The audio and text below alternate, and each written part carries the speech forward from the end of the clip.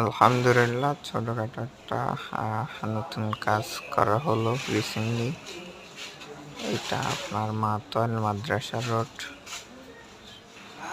বাদশা মিয়ার রোড ১ নম্বর গল্লি বা ১ নম্বর রোড ওইখানেই। তো